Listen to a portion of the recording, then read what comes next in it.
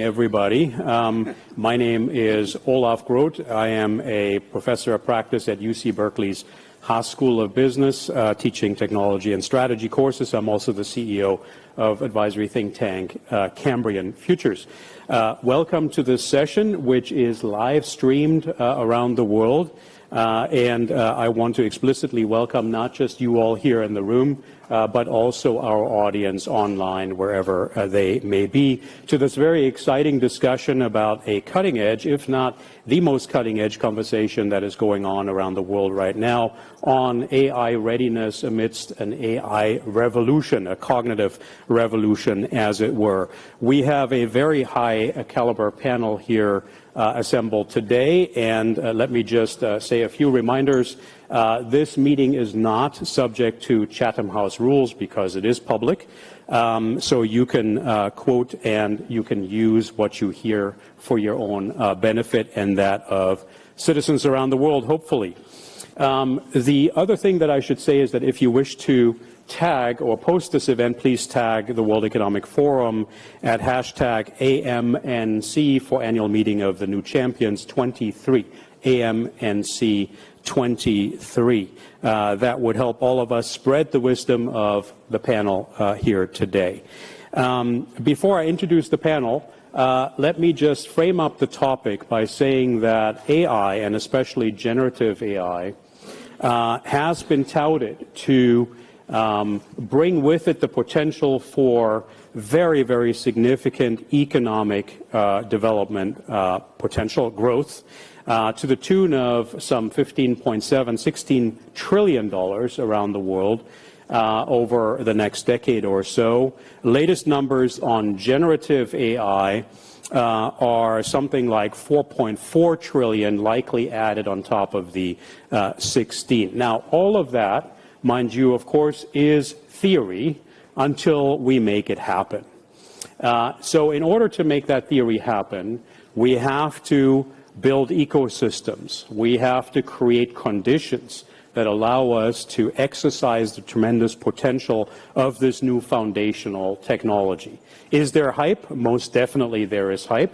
That does not mean that this technology is not groundbreaking and won't change both our economies and our societies. So we are here today to discuss the potential for both the economy, but also, and most importantly, for humans, to put humans at the center of that development.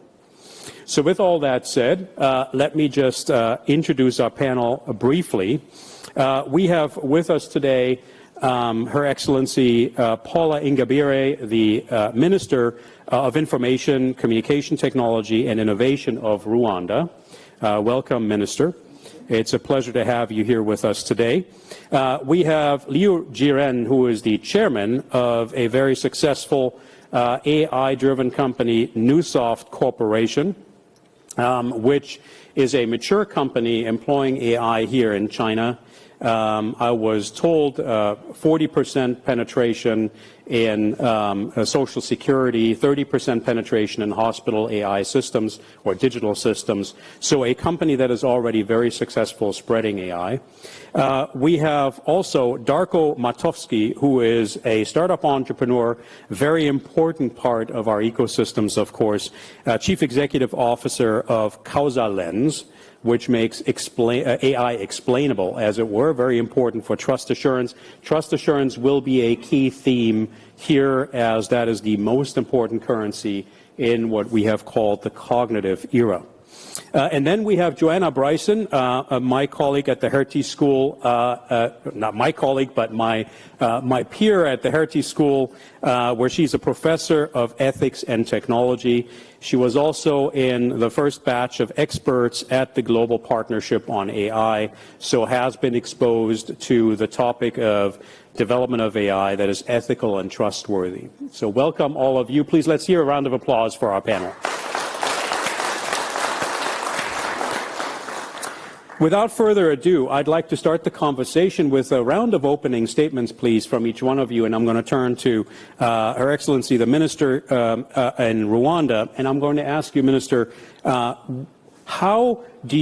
the agenda of tech development in Rwanda, and what role does government play, as well as what's the interface between government and business and other stakeholders to make those new frontiers happen in your country? Thank you very much, Olaf. Perhaps I should start by saying Rwanda sets itself to be a leading technology hub on the African continent. And to do that, our strategy is to be a proof of concept hub. And one would ask, what does that mean? Really, it's being a space where innovators, startups, big corporations can come and experiment with emerging technologies, test them, try them out, and if they're proven successful, then they're able to scale to the rest of the continent from Rwanda. And that has been a very deliberate strategy, because I think for a very long time, as we thought of our ambitions of being a leading tech hub, I think one thing stood out as a major challenge, which was always the size of our population, about 14 million population. And for many big companies, that felt like a too small a market to expand into. And so we figured if we're really going to nurture new innovations and technologies and really be at the forefront, we might as well position ourselves as a proof of concept hub, a market where really you don't need a big market to test new technologies. I think we've heard very much about Zipline and how it started off in Rwanda using the drone technology to deliver emergency health products, including starting with blood products. And so once that concept was proven successful, they've been able to expand in about 5 other markets. And so really that's our vision as a country. And very particularly as we talk about AI, I think, let me start off by saying the role of governments is to put in place a regulatory environment that enables innovation. Just about a month ago, we did put in place our national AI policy, which we put together with the support of the Center for Fourth Industrial Revolution in Rwanda, and obviously with the World Economic Forum. And for us, it was very critical that as we think about artificial intelligence, we're already putting in place that enabling environment, both for business, regulations, and policies that is going to allow with the experimentation of AI solutions.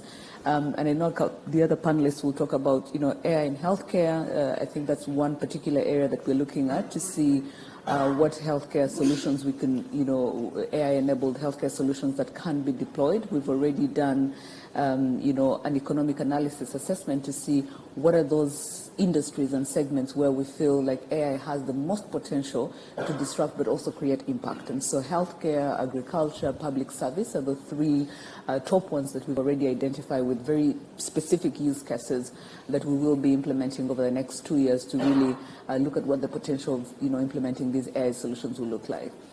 And then maybe finally, your other part of the question, which was really around what is the interface between government and businesses. I think, as I said, one, there's the bit where we put in place the enabling, regulatory environment for innovation.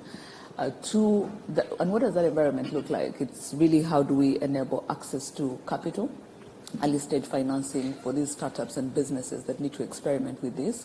How do we create a market for those innovations, knowing that government is the biggest consumer of these technologies? I think with the hype, but also the fears and concerns around AI, to build trust, government needs to lead the way in implementing some of these AI-enabled solutions and creating that trust that is required within the population so that also the private sector can be able to do that. The other bit is really opening up data. I think data is really the heart of all these AI models that we are building, and government has lots of data available. So how do we clean up the data, structure it better, and how do we anonymize it so that we open it up for the industry so that they can really leverage it and create breakthrough innovations. Thank you very much, Minister. You already said a number of the magic words here, of course, including the word trust. Because as you build an ecosystem in the country, you don't just want to enable entrepreneurs. That's key, of course, that's core. It's core to economic development. It's core to this AMNC here as well. But you also want to make sure that these innovations fall on fertile ground and that they do right by the people of Rwanda. And so coming to the topic of trust then, and of course trust comes with understanding. It comes with understanding. It comes with a certain level of skill, of literacy, as it were, of not just basic digital tools, but also of artificial intelligence, what it does, how it does things, how you deal with data, data privacy, data agency, and things of that nature. Right. And maybe we can come back around on this question. I'd like to next then go to Joanna on this to ask, this whole topic of trust. How do we look at that between business and government?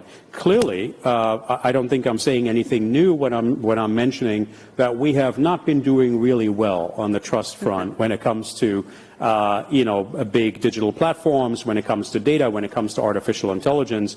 The prevailing feeling has been that we are objectifying too many people around the world. How do we fix that? How do we make sure that countries like Rwanda, China, any country around the world fosters AI readiness in a responsible way? Well, thanks very much for the question.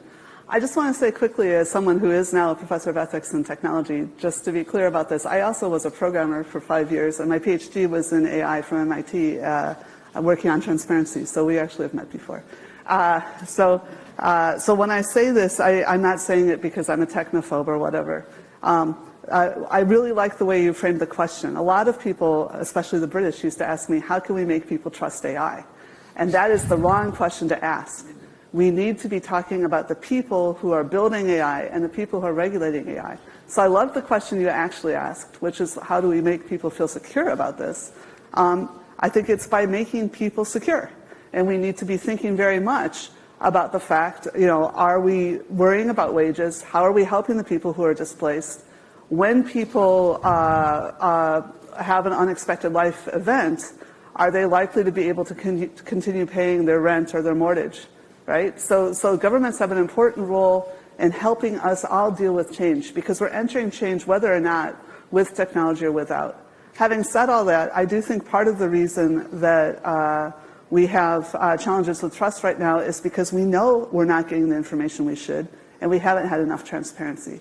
So I do think it's really important that we recognize that we're in the information age, that we find out a lot of things, a lot of interesting ways, and we do have to basically do things that benefit our people, or else the people will find out. And sometimes governments find out from unfortunate voting events, but we need. I think that we should think of AI hopefully, and not only as something that empowers us and makes us all more productive and can help our economies, but also as to be able to understand that the governments are doing things for us and that we can see the value. Do you know, during the pandemic, populism actually dropped in every country except the US for some reason. But by and large, people could see that their governments were doing something, and they hadn't sort of understood why pay taxes. And all of a sudden, oh, there's a big problem, the government is helping me. So I think that we need to think of the age of AI as an opportunity. It's an opportunity for knowledge and for apparency and for transparency, not only with the technology, but throughout culture. Thank you for that. I'm going to ask you a follow-on question, because what we heard from the minister is, of course, that you need hubs for entrepreneurs. You need to enable entrepreneurs. That's where change happens in a society. That's where upgrading of a societal skill base happens, where the next tier comes to fruition of economic and social development. You need infrastructure for that. You also need to make sure, as you said, Minister, that you flow the benefits of that through healthcare systems, education systems. You mentioned a number of domains that really have public benefit. What I'm hearing from you, of course, Joanna, is also that as we do that, we have to make sure we keep the human at the center, right? Yes, absolutely. And so how do you, what's the element here that we need to bring to fruition? Governance? Is it, what do we do to make an entrepreneurial system like this not just successful economically, but trusted by the people? Well, like I said, there's two problems, of course. One is opening a window in such a way that people can understand it. Now, that doesn't mean you have to open source everything or whatever, open source letting people see all your code. We can still have competitive secrets and advantages, but we need to at least know what there is to know and what you need to do to be able to find out about that. So, for example, in the EU, we've been talking a lot about audits, and some companies are very afraid of that. But you need to understand other industries, the vast majority of industry now is all digitizing, and they're not afraid of AI audits because they already do compliance. It's just the tech industry hasn't been used to compliance yet. So the fact that you will be audited and that you need to be able to yourself know how your code works. I mean, some AI companies have been very sloppy. means that it shouldn't terrify you, and it does not mean all your competitors are going to come through the door and see what you're doing, and that you have to explain every detail, like every weight on the neural network. No, we audit banks without finding out how the synapses work in the heads of the people. The same way we will audit whether you actually followed good practice, best practice, just like any other industry, due diligence, best practice, whether your people did that when they trained the AI. Right? And if they use machine learning on their AI, then when they trained it, when they tested it, how are they ensuring quality? So that's the kind of thing that companies can do, and that now the EU looks very likely to be mandating that companies do, especially where AI takes decisions that affects people's lives, like welfare systems or banking or education or medicine. So clearly, the point you're making is that in the cognitive era with AI, ethics and economics are tied by the hip. We have to co-think that. In order to enable good economic growth, you're going to have to enable ethical growth. I said there were two things, and I forgot to say the second one. The second one is, of course, political polarization. Yeah.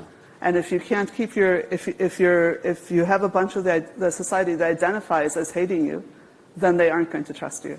So that is a separate question I don't think we're touching on here, but it is something that needs to be acknowledged. We might come back around to that. I'd like to next go to Liu Jiren, who, as I said, leads Newsoft. We mentioned that it takes all kinds of parts in an ecosystem. We need government enablement of infrastructure, of talent, of capital, you mentioned, of ethical safeguards in order to empower that growth. I think it would be a mistake to think of governance automatically as a limiting factor of growth. But Liu, you have lived this life, as it were, as a very successful business leader. And so I'd love to hear from you, what does it take from your perspective in terms of business-government collaboration, ecosystem building, for you to be successful and to spread AI in a responsible and commercially successful way? And you mentioned to me as we were preparing that especially in healthcare, which is one of the big things that your company is focused on, orchestrating that ecosystem is really key, and there needs to be active orchestration. Over to you. Okay. As a technology company, we very much like to talk AI because AI is efficient, AI can create value. But if you're talking how to create a value to social development, how to convert those kind of technology to empower others industry, I think is a big, very big challenge. The challenge is not technology only, it's an ecosystem. I just take the example about healthcare. If we're talking about a healthcare transformation, they adapt AI technology. Firstly, you meet a kind of a challenge about data. How to capture data, how to collect data, privacy, the governance, and also if you use that data to make a diagnostic, that is not like a ChatGPT. ChatGPT is okay, you can write an article right or not. But if you make a disease diagnostic, you must very precise. And no any other's choice should be at least same as doctor's level. So I think now the people talking about ChatGPT is booming, it's happy because it can draw the picture, you can write article, you can do anything. It's a kind of entertainment. But if you're coming to healthcare, it's very serious. And you need to talking about who pay money for this AI, what is secure and safety, how to convert the knowledge of doctor become a digital clinical pathway. So, but if you look at the demand, it's a really huge demand, especially in China. China is a country we have a big population. The most important is the challenge of healthcare system is big city have first-class healthcare services. Second-tier city is second-tier the services. The countryside is another one. The gap, the quality of healthcare services is big. The big gap means the cost is different. Low quality of healthcare service means it costs more money. On the other hand, China become an aging population society. We already have 200 million population, more than 65 years old, and years old. So how to access the healthcare services equally? That is a big, big challenge. So that is a market we can apply the AI. So that is our practice. We make a cloud hospital. We connect all the hospital in city, a doctor, nurse, like him to deliver their services, come to home. At the same time, we digitalize all the clinical pathway from individual doctor to be digital platform. So we focus on each of the diseases. We use AI to create a kind of dedicated treatment of digital, the way to like a doctor in big city, a small city or countryside, they have the same kind of quality. So it's very, very hard because we need, as a company, we need to talk so many people. We talk with the government officer, we talk him, that's good for people, good for the city. Then we talk about with the hospital to say, hospital already make a big transformation from inside the hospital to be home. You are back, not only in hospital, in outside of hospital. Then we need to wake up all the doctor is use a digital way, AI. So they take a very long time, very, very challenge. So that means today, maybe we need a good technology, but I think technology is much behind, much advanced than our ecosystems. The most of challenge to applying the technology is we are not ready. I mean, the ecosystem is not ready to use AI. Today, we can say every people use AI. It's for our daily life, for personal assistant. If we use vertical for industry, it still need a cooperation cross industry or public and private sector have a more close cooperation. I think it behooves us to point out that the point you're making, one of the points you're making is, look, this is not like ChatGPT going to 1 million users in 5 days. We're talking about sophisticated tools that have severe, hopefully positive impact on patients, but it might not if we don't orchestrate correctly.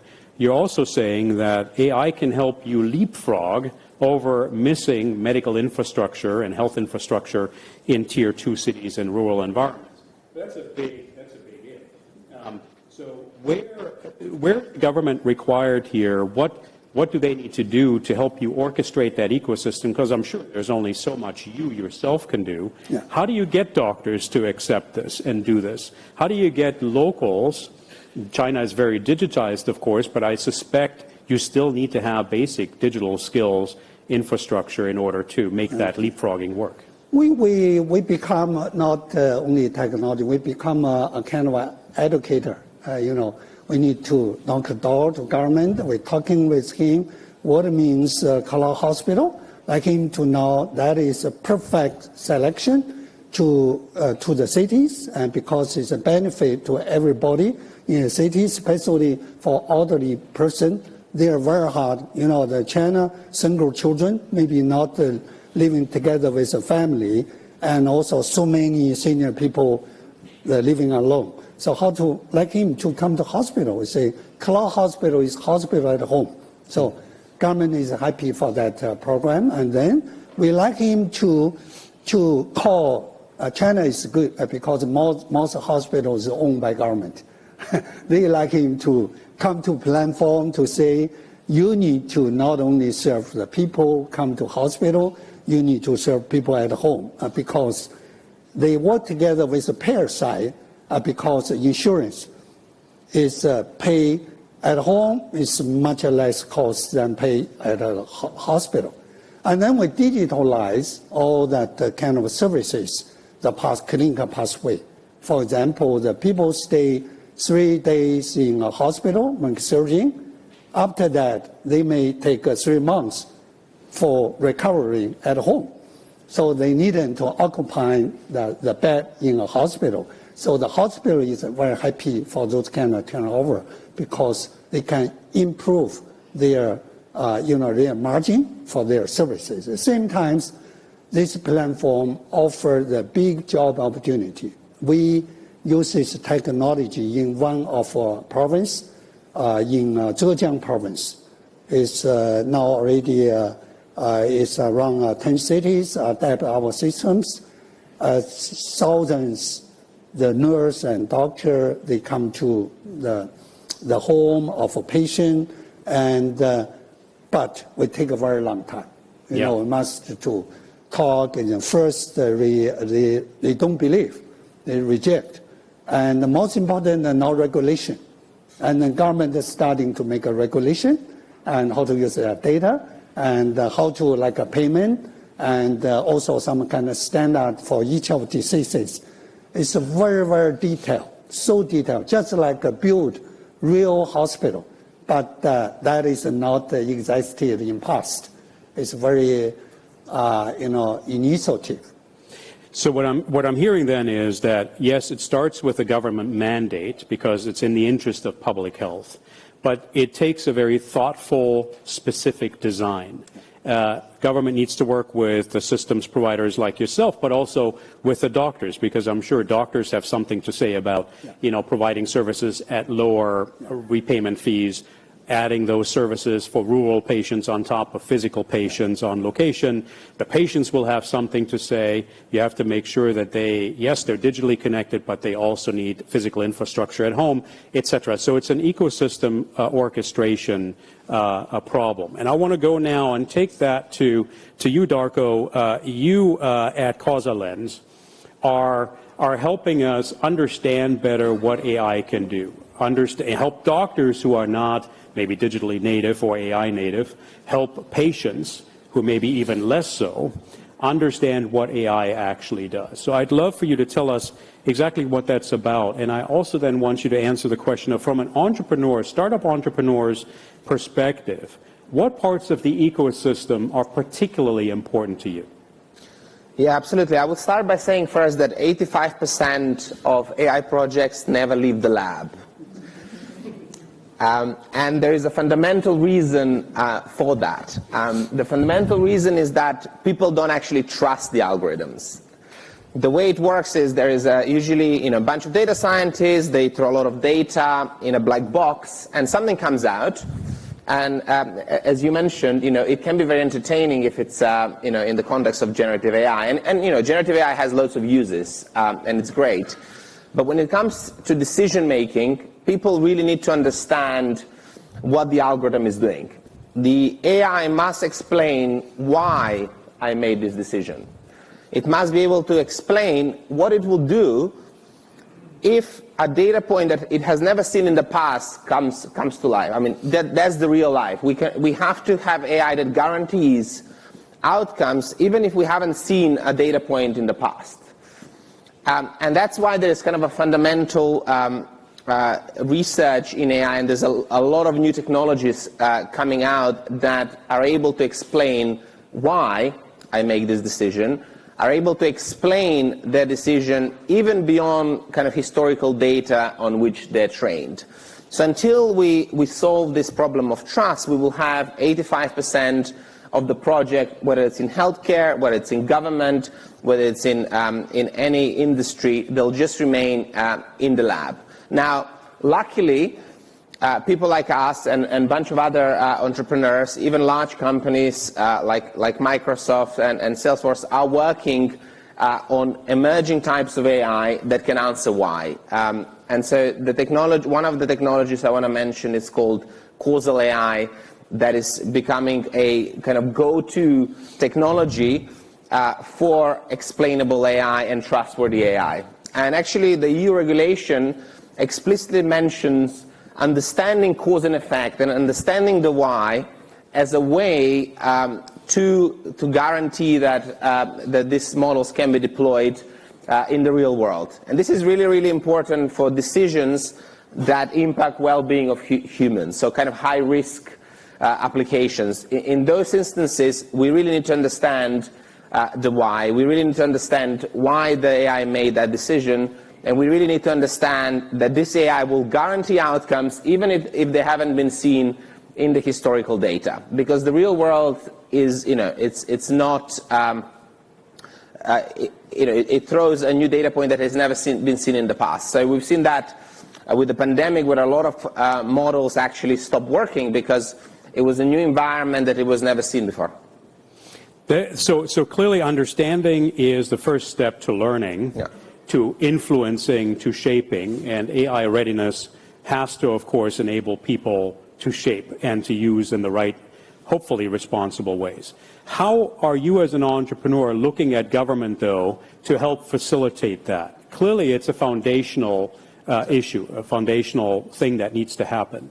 You as an innovator, as a small startup innovator, do you have time to deal with government, to deal with all kinds of stakeholders, to orchestrate them? What is your expectation?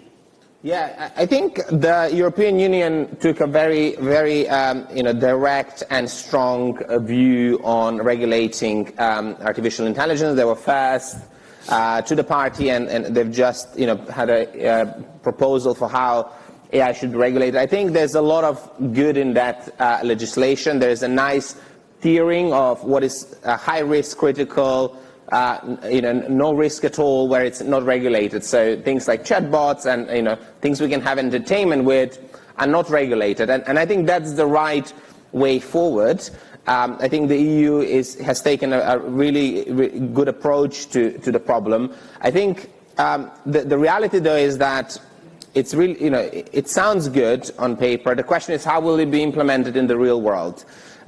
You can have a regulation that is, has the best intentions, but if it's implemented incorrectly or enforced in the wrong way, it can hurt creativity, it can hurt these emerging technologies that are actually going to help us go from almost no projects in the real world to most projects in the real world. So I think that's where we would like to focus the attention, and I think it's about the implementation of those regulations, because I think all governments have a good kind of intention at the beginning, and it's the right thing to do to regulate such a powerful technology, but the implementation has to be in the right way. Yeah, so protection good, but it needs to be appropriate, it needs to be practicable for the entrepreneur, right. Otherwise innovation is already dead in the water, right? I want to throw the gates open on essentially two questions, and you pick if you like, right? So the first one is, we heard orchestration.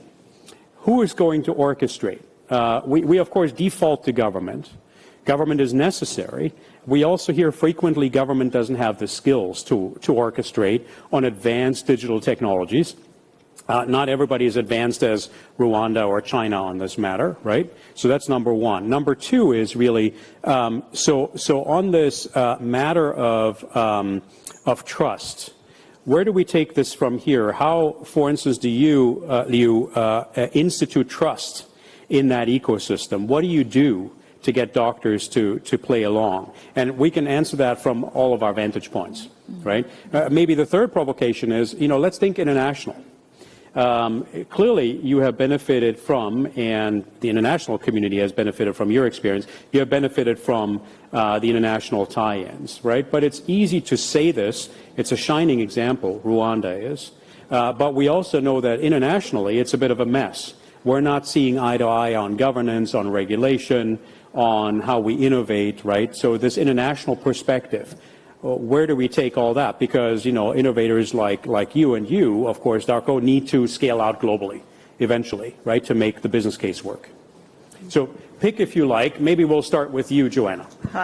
Oh, that's great. I like it because I have so many things to choose between. Wow.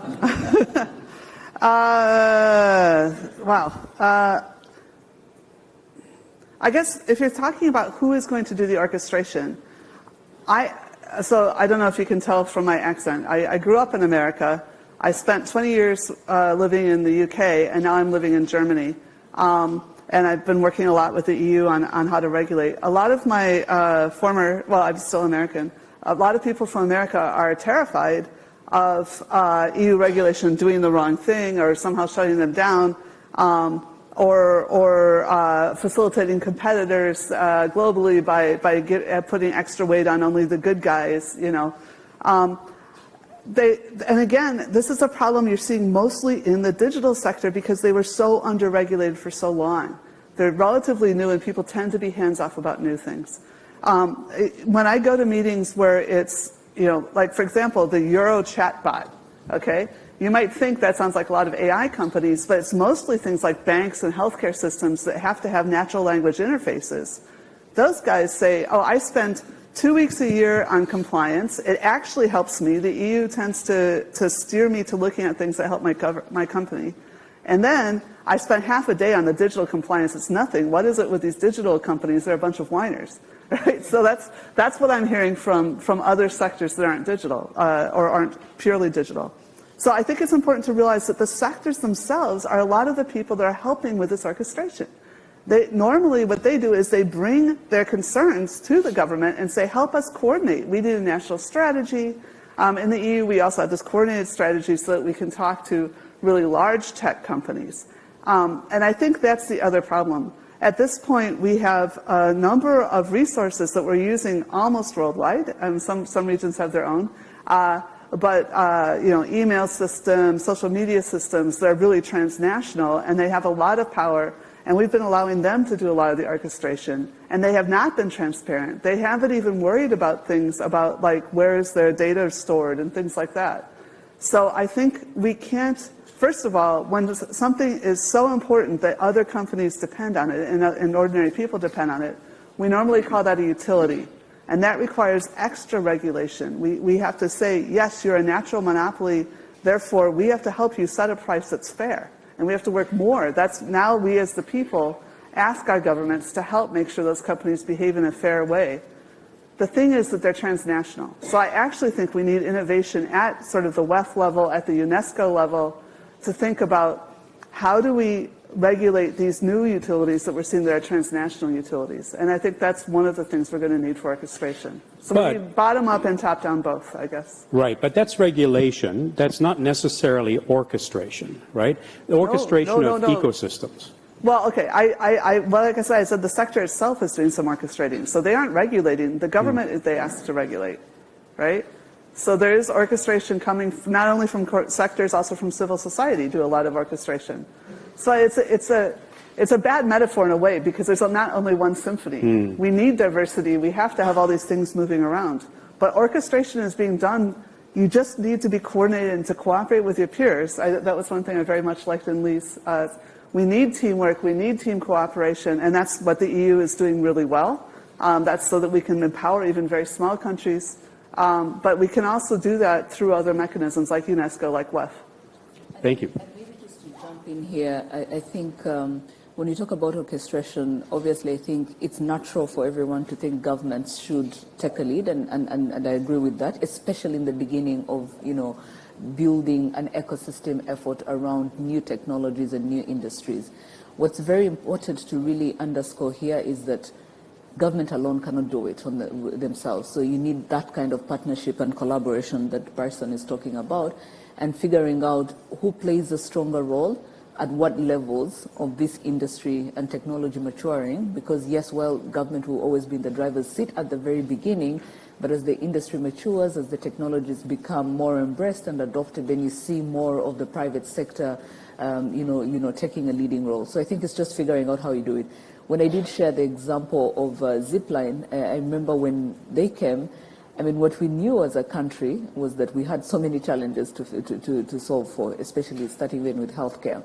So what Zipline did was to present to us, we have drones that we can use for logistical services. Our problem was we need to deliver medical products, especially blood products, to healthcare facilities across the country where the road infrastructure is probably non-existent, where it takes more than 3 hours to deliver some of these emergency products, where it will require huge investments in terms of cold room infrastructure to store some of these products, vaccines, blood, and all of that. And so we said, we have a problem. We seem to have a solution. We don't have regulations. And I think what's important to know is that not everything has to be regulated. And as governments, we cannot regulate what we don't know. And in the technology space, what we tend to see also is that sometimes the innovations, the technologies are way advanced than the kind of policies and regulations that we may, already have in place. And so we had to choose the path of let's experiment with this solution. knowing that we don't have any regulation or policy, let's build the regulations and policies that will enable an industry, a drone industry that will then look at other different use cases. I know Liu talked about some of the healthcare solutions, and I wanted to share one that we've had where we worked with Babylon to put in place an AI chatbot. What was very interesting, and we talk about trust, we had people, the patients, how comfortable are they? Not going to see a doctor in person, but really, calling through and, using the AI chatbot to have a diagnosis and trust that diagnosis without really seeking a second opinion. That was one. I think what was obvious for us was that people really needed to do it, but also not everyone. So the middle class and above, everyone is comfortable. I don't want to show up at a hospital. If I can call in, if I can use the chatbot, I'm happy not to show up at the hospital. But for others, they're like, am I really sure I'm getting the right diagnosis? I really need to see, a health practitioner in person. Then we needed to put in place incentives for the health workers as well, because this is now an added piece of work, because if they're able to see 20 people a day, and now you're introducing the AI chatbot, so this means they're going to be 40 consultations, maybe double the consultations that they could possibly make. So what incentives do we put in place? Because now the workload has increased, but you also want them to be motivated enough so that they're paying the same attention as an in-person consultation. And then the third category, of course, was government, when Babylon came, because we had concerns ourselves as well, to the extent that we're saying, okay, fine, we're comfortable with using an AI chatbot for anyone 18 years and above. What happens to kids? Am I comfortable, a 10-year-old, using the AI chatbot and trying to seek healthcare services? What measures do we put in place? Must they have like a guardian or someone in place? So these were all the kind of concerns that we had, but we knew very much that they shouldn't be concerns that limit us from testing that particular innovation and solution, but rather figuring out what could be everyone's concern and how do we really rally everyone around it, test it. We started with a pilot. We love pilots in Rwanda because that helps us to really, establish that are our concerns real, and could there be other risks that we're not looking at that are probably going to manifest when we start to implement some of these things.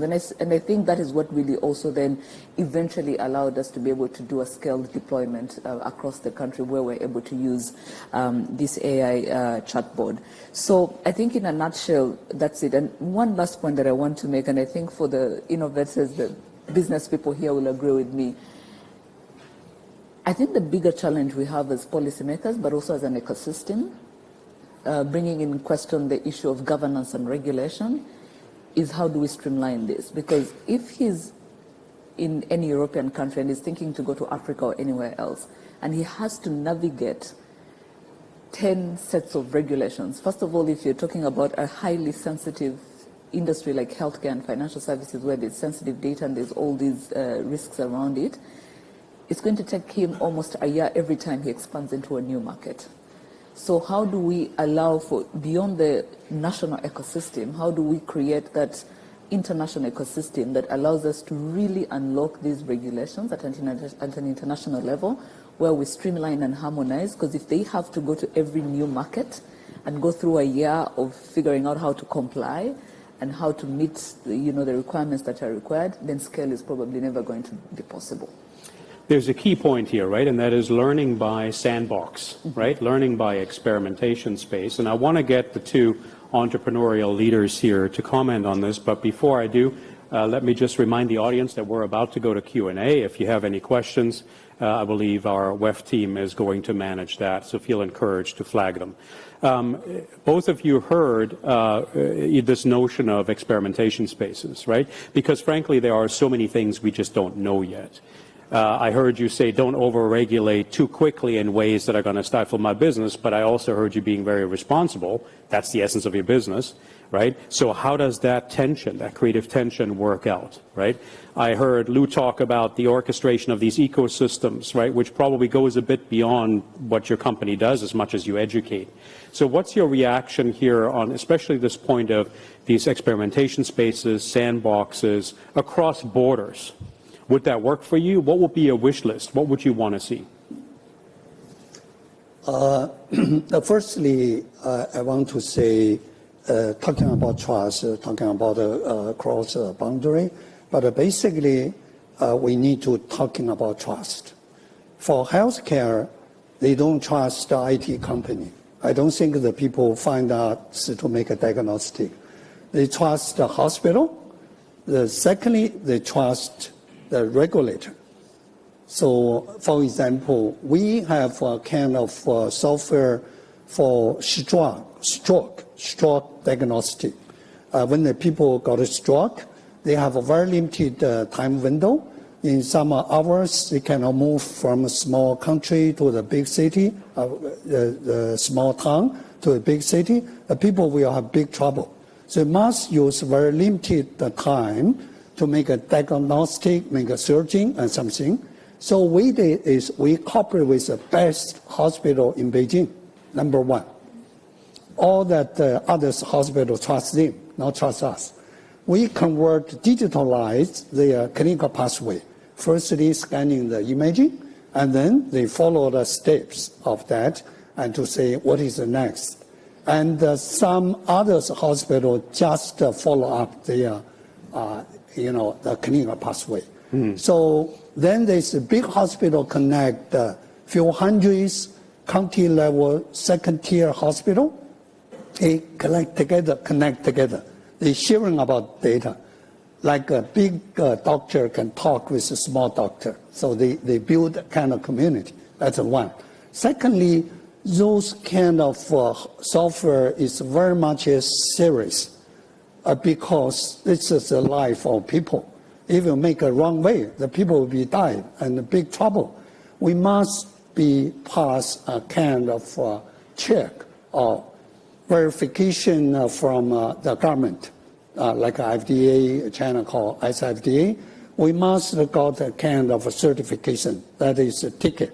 So that means after the check of that software is just like a digital doctor.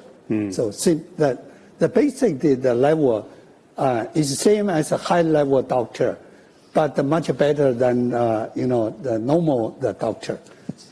So the two parties very important. Yeah.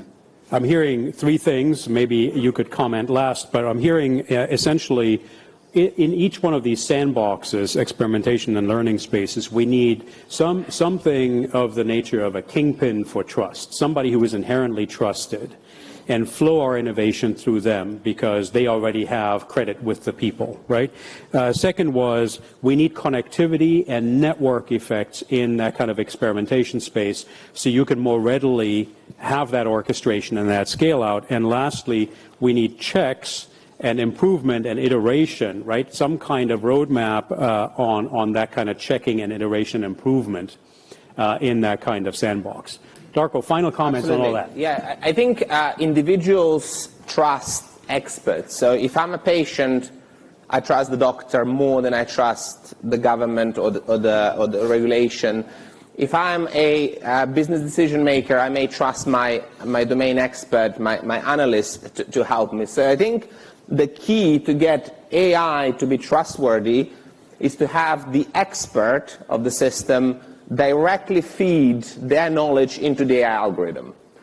And this has not been possible in the past because we've just relied on historical data stored in some database. We've completely neglected the intellect of the experts. And I think we are very, very excited about the latest developments in AI with technologies like causal AI, which are able to essentially download the experts' knowledge into the AI algorithm. And then we have the best of both worlds. We have the best of data, we have best of human, and then we have trust in the AI because we know the doctor has put their knowledge in. We know that the engineer has put their knowledge in. And I think that is the key to trust in artificial intelligence. Yeah, and I suppose the aspect of localization in this, it can be, well. Yeah. I don't know the situation in Rwanda, but having an American doctor weigh in on a situation in Rwanda probably would be a misallocation of his expertise. Perhaps, yeah. Or their expertise, right? You want local doctors that know the local health environment, That's right? Yeah, Joanna. I'm just a little concerned about the portrayal, so I hope you don't mind if I combat a little bit some of this. I mean, we were involved very much with, actually I have a master's degree in expert systems from 1991, yes, that matters, but realize that And I love the grounding, the idea of the partnership with someone you know, right? So someone that you know that their reputation. But it's not just about, being sure that there's a system that you've been convinced has come from some particular expert. You need to think about cybersecurity, for example. So even if in all good, your system worked perfectly in the beginning, what if someone hacked into it, right? There are standards that we have to put in place, and I think a lot of people do trust their governments. It varies by country a lot. So some countries have their governments established trust, and then sometimes that varies over time too. But I really think we don't want to say that it's only that we're going to, magically be able to get from one person to one AI system. Remember that there's always a whole ecosystem, and that all needs to be managed. Of course, I actually don't disagree with you on that. I think that makes a complete sense at a kind of a higher level. I was just, speaking at a lower level where, if it's a healthcare AI, having, reassurance that a bunch of doctors have put their knowledge into the algorithm is really, really important for trust. But of course, I think at a higher level, as you build out the systems, those concerns, yeah. So it's essentially expertise and governance going hand in hand, right? Right? Yeah. Okay, we're having to go to Q&A now, delightfully so. Any questions? And if so, please, your name and organization. Sure, hi. My name is Amit Kakar. I actually am an MD in oncology and nuclear medicine.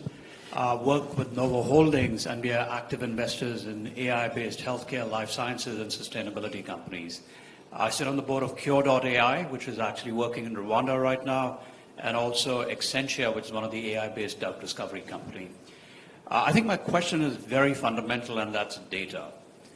If you look, whatever you guys need to generate today to have, more resilient systems, you need data. And unfortunately, every country is going into a data silo today. Patient data is not being shared evenly across the world today. And it's not just one country, it's pretty much everyone. How do you make your system more robust? How do I have 1 billion scans on an X-ray or a CT to make sure that I have a higher sensitivity and specificity when I diagnose a stroke, or tuberculosis, or lung cancer? How do you achieve that in today's world? It's a great question. Data is the fuel. How do we get it and safeguard it? Joanna, do you want to take this, and we'll go around the circle? Yeah, sure. I just very quickly, so everybody's worried about the data privacy, as they should be. It is part of the role of the government to defend its citizens. And so citizens we know now that citizens can be manipulated, right? So the data is a part of your person. We need to be able to defend that. However, having said that, there's lots of technologies now in place for even just here yesterday, people were talking about doing machine learning on encrypted data, right? Also, it's important to understand that if there's something that's very regular, so if you do actually have, there's 8 billion people with lungs, you can often learn quite a lot about lungs from a relatively small number of people who have consented, volunteered, who have volunteered and consented. And you don't need necessarily to have every person at every point. I think I completely agree with that. I think technologies like homomorphic encryption allow you to learn from data you haven't seen, which sounds like a bit magical, but it's actually quite possible to do. So I think emerging technologies here are probably going to come to the rescue, but it takes time for those to scale before we can apply them. And maybe I should share what we're doing in that sense. One of the things that we did about 3 years ago was put in place a healthcare digitization roadmap. And what we're looking at, and this was before we even put in place the data protection and privacy law. And by the way, it was a very exciting exercise when we were doing the data protection and privacy law, because we had to figure out what would be the right balance between not stifling innovation by being very protective, versus how do you enable innovation, but at the same time, as government, we need to make sure that the privacy and the protection of this personal data is really, taken seriously. And what we did, I do agree with you. I think what you tend to see is across different healthcare providers, everyone has their own data. It's siloed, as you said, but also it's very unstructured. Then the accuracy of that data is also in question. And so 2 things were very key in our health digitization roadmap. One was how do we enable for the Rwandan population a single electronic medical record. So what that means, it requires that we harmonize across all healthcare practitioners. So I have one record, so regardless of how many health practitioners I'll go and see, I still have one medical record that I can enable for anyone to see, but also ensure that I have all this information stored in one place. The second thing was to put in place a health exchange information platform, which would allow then for all these siloed hospital management systems and data sets that are in place to ensure that then you're able to exchange that data across the board. And then finally, I think with our data protection and privacy law, as a citizen, you have agency. You're the custodian of your data. You then decide who looks at your data, who sees it, and who you get to share that with. And I think it's going to be some, at least 3 years in work to sort of get us to the point where we will have one medical record per citizen per patient, and then enabling that consent that the citizen has over their data. And I think within the next 2 to 3 years, we should start to see the ability to then now, how do we anonymize this data and open it up to players such as yourself, the private sector, so that they can innovate around that data. Because clearly, and I think we all agree, without data, there is no innovation and there is no advancement on the human condition. We have to step away from data being a dirty word, and we also have to protect that data, privacy assured, agency assured, before it changes hands. And sometimes we might arrive at models where the ones that we heard yesterday, where you might not actually need to exchange data because you can send algorithms there, even encrypted data can now be read. Very important topic. The global data economy, incidentally, forecast at about $6 trillion annually. So it's a huge opportunity for human growth if we ethics assure it. Any other questions here? Let's see who else. Yes, sir. Hi, my name is Sean. I am a founder of College.com, which is a platform that we help students to use AI to create their own study plan, and we're just confronting the same trust problem as Mr. Liu just mentioned. A quick question for Mr. Liu: do you think the trust problem is just a time problem, or it cannot be solved through time? I mean, when internet was just born, a lot of people don't trust internet at the very beginning, but have been already very used to everything through internet. What do you think about AI? Thank you. I think that is just a timing problem. Even we face many kind of challenge, but AI can really help the social development. It's true. If we look at, they can help us to very much improve efficiency of our works, and sometimes like I mentioned about doctor, the doctor is very much individuals. So if we use AI, it's very low level requirement. It's not like best doctor become more excellent. We like a low level, not low level doctor. It's not a good, good experienced doctor, 10% better than before. That is a great contribution to the cause of healthcare, and the people got more happy for that. So AI have so many applications. Even today, personal assistant already help us solve that problem. It's timing will solve a lot of problems like data privacy. I'm so happy to say, even come each of country, developing country or developed country, every country already starting to make their data privacy, governance and something. Everything they already start, not only today, it's already a few years ago. So that means it's just like, when the technology move ahead, and then the regulation will come in maybe a little bit later. But we need to give enough space like technology, like us, like a technology, the innovator, give us a little bit of space like us to find something that never had before. So I think every people should be happy for this kind of very powerful digital world, computing power, connectivity, and also the data. It's a time data is very low cost. So that is a good time for us. I might want to augment that. Maybe, Joanna, you want to pick up on this, but the element of time, of course, there's optimism baked into your answer here, Liu, of course, as an innovator, that we will figure this out as time goes on. But I think we can also agree that if we let this slide for too long, we accumulate more what we've started to call tech debt, which means too much data out there, too much violation, people stop trusting, then government comes in with an overly heavy hand. So clearly, as time passes, we have to be thoughtful about how we design these systems. And that is maybe how AI is different from other revolutions beforehand. Well, I again want to say that sort of defend how good a government is something that the people of the nation and the government itself helps determine. So it isn't necessarily that eventually the government comes in with too heavy of a hand after having been too libertarian for too long. Sometimes they've already lost control and they can't come in and they don't know what to do, and some other nation winds up doing the regulation or some other group of nations. So I think we've seen these kind of dynamics.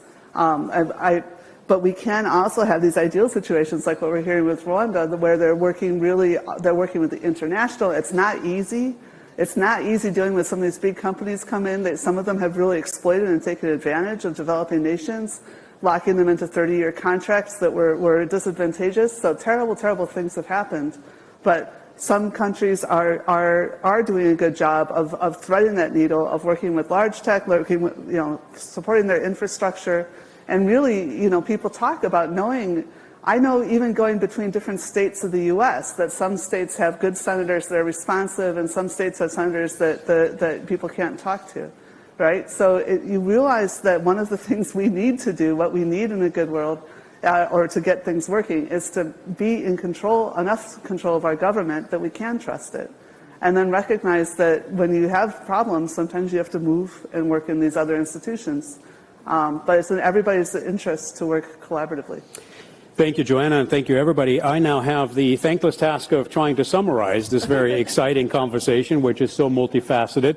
I think there's just maybe a couple of very high-level takeaways, and then we'll summarize this in writing for you all afterwards. Clearly, government is here to stay, and it should be here to stay as the guarantor of doing right by people. That means economic prosperity, it means social justice, it means human dignity, right? So government is here. Government needs to be brought into development, and we also have to recognize government alone can't do this. It lacks the expertise. Government knows it lacks the expertise. Therefore, tighter collaboration within these experimentation spaces, and I think that is sort of the key takeaway here, that readiness is essentially about experimenting with what that actually means in a thoughtfully designed way, right? So as part of that, we need to have the trusted entities, we need to have the network effects, we need to have the cross-border, and we need to have the trust assurance. None of that can happen without government, but government itself is not going to do the trick. Just like we've seen corporates and startups themselves can't do the trick, it's about that tight integration. So these parts that we normally perceive as readiness, which means infrastructure and education and training and skilling, and data pools, etc., they're all critical ingredients, but they're nothing without a thoughtful design. And we don't have all the answers now. We need to experiment ourselves into those hand in hand to do right by our societies. So with that, let me please thank our esteemed panels here. That was a fantastic conversation. Thank you very much. And of course, our audience, thank you, and we will see you again here soon.